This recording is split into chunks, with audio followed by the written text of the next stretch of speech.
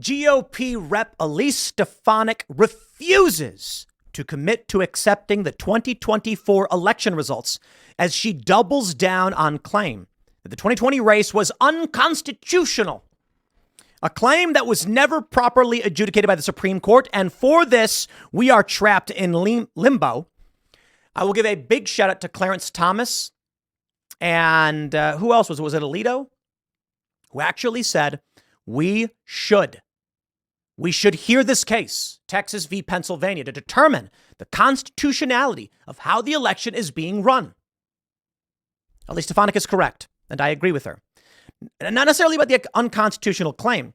I think there's a very strong argument to be made, but I won't go so far as to just say it absolutely, because I want the court to address it. I want them to bang the gavel and say it. But let me just say this, my personal opinion. I will get as close as I can. Legitimate questions over whether or not executive branches of the states and the judiciary overruling the state legislature constitutes an unconstitutional action. I think the argument is it does. So I guess I really want to say you can argue 2020 was unconstitutional in a lot of ways, but I'm trying to be a reasonable guy. Now, of course, Elise Stefanik is correct in saying she will not commit to certifying the 2024 election because we don't know what's happening. It's not there yet. The stupidest thing in the world is the outrage over this. Let me give a shout out to Marianne Williamson. Cal Griffin tweets, Elise Stefanik, a member of the House GOP leadership, won't commit to certifying the 2024 election, NBC News. Marianne Williamson says, this is insane. Our country is in serious trouble, my friends. And it is for this mentality. With all due respect to Marianne, she's a very, very nice person. We were grateful that she came here to speak with us and give us her thoughts. But the view we have, and I will say this of Marianne, is that she is a good person with good moral values. She just needs to know the truth. Many of us, I think you all, I and our people, like our fans and our staff, believe that she has a good moral worldview, but she believes in correct things. And that if we can show her the correct things, she'll get it. That's why we're like, come talk to us. And that's why Democrats are so scared that they will. That being said, Marianne's saying it's insane that Elise Stefanik would not commit to this. The idea that we elect representatives to rubber stamp anything is an absurdity.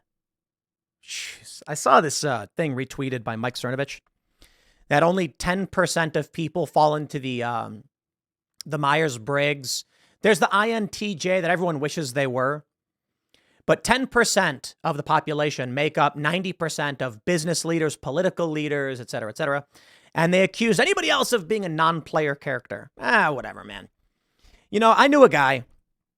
He told me that he doesn't like the things that I do because it occupies my very being.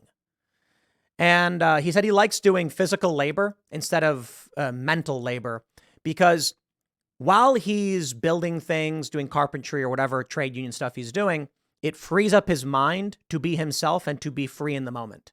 It's an interesting thought. I respect it. For me, this is me. I love this. I love being in this. I wouldn't want to do anything else. But for him, he wanted to think about stuff. He doesn't want to dedicate his time worrying about the world. I can respect that. Not everybody needs to be a leader. In fact, I've said this before. There is this mentality that we hold in society that you want to be a leader, that leaders are the best. Nay, I say followers are equal in every respect. I really do mean that. There are people say, don't be a follower, be a leader. No. Be a follower if you're a follower. And I genuinely mean this. I'll tell you. When Michael Malice said that the actions of politicians are letters to Santa Claus without the police, understand what that means. It is actually only through the followers can the actions actually occur.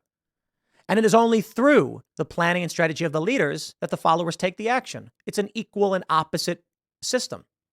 It's a system of equals. My view is more like this. A great general, General Washington, he's nothing without his followers. Could you imagine a single man running through a battlefield being like, I'm going to declare a revolution? They'd be like, what a crazy guy. But when that man has 10,000 followers behind him, then he becomes something else, a great leader, but only because of those followers. That's a very, very important point. But we take a look at the mentality of the Democratic Party today and their worldview, and it's that Republicans should rubber stamp the process. Well, see, the problem here is then what you're saying is that everyone should be followers to a system and not to leaders. No. Elise Stefanik is a leader, and she's doing the right thing and saying, I'm not going to commit to this. How could you commit to something before there's been an election? What if, as I responded to Marianne Williamson, what if Russia colludes with Trump to steal the election? Should she certify it then? Of course not. In 2016, when they claimed that Donald Trump stole the election, that he colluded with Russia and all of that jazz, the Democrats were saying, don't certify. Well, okay. Elise Stefanik won't commit to certifying the election. What if evidence comes out that Russia colluded to help Trump win? Should she? The answer, of course, is no. And I will say that literally, if hard evidence emerges that Donald Trump colluded with Vladimir Putin or whoever is in charge of Russia at the time to win the election through nefarious means, you should not certify that election. Granted, it's all a lie and Trump never did that. And it's the idea that he could is just laughable. And look, it's within the realm of physical possibility, but I'm not going to bet money on it. But I'm not going to commit. What if Joe Biden, what if he drops out and it's an uncontested race? Nobody runs. Trump wins 85% and everyone's like, I don't know what's going on. There are a lot of reasons why you wouldn't commit to certifying something that hasn't happened yet. Let's try this another way. Marianne, let's try this another way. Elise Stefanik, member of the House GOP leadership, refuses to commit to certifying the inspection on a building that will be constructed this November.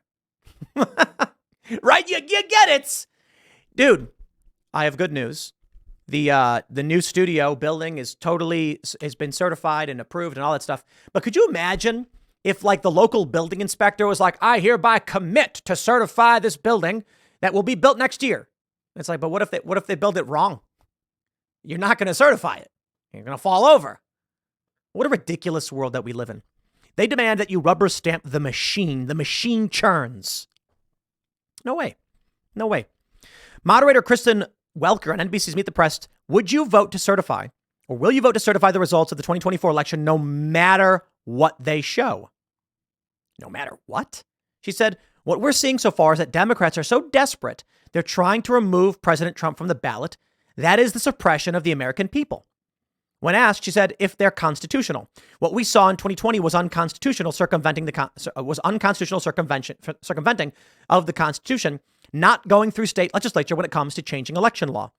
Joe Biden and Democrats are a threat to democracy. This comes in the wake of the Colorado Supreme Court ruling Trump ineligible for the state's primary ballot due to the disqualification clause of the 14th Amendment. Donald Trump, of course, is preparing to go to the federal appeals court himself and challenge, to be present during this challenge. I believe it's on the 14th Amendment question. He's also appealing in Georgia. But did you see what Elise Stefanik said? She said, if it's constitutional. How did they respond? Let me show you that one more time so you can really understand where we're at. Would you commit? And she said, if they're constitutional. And how did they report it? Won't commit to certifying the 2024 election. And Marianne Williamson responds, this is insane. No. What's insane to me is that Elise Stefanik says, so long as you hold a constitutional election, a free and fair election, I'll certify it. Ha! She won't commit to certifying the election. What a crackpot, psychotic world we live in. I wonder sometimes. But of course, the system cannot carry on this way. It just can't. And I don't know how it turns out. But there are NPCs, non-player characters, who don't know and don't care. They don't read in depth. Kyle Griffin lied. He has misled the American people, and thus he has misled Marianne Williamson. Perhaps I'll do this. I'll send Marianne a message because she's a nice person. And as I stated, we all believe that she is a good moral person and that if she was provided with the correct information, she would understand. In this instance, Kyle Griffin, Of course, NBC News is NBC News guys. He's a liar. He lies. This is what they do to mislead the likes of Marianne Williamson. We must win against this evil. I'll leave it there. Next segment is coming up at 1 p.m. on this channel. Thanks for hanging out, and we'll see you all then.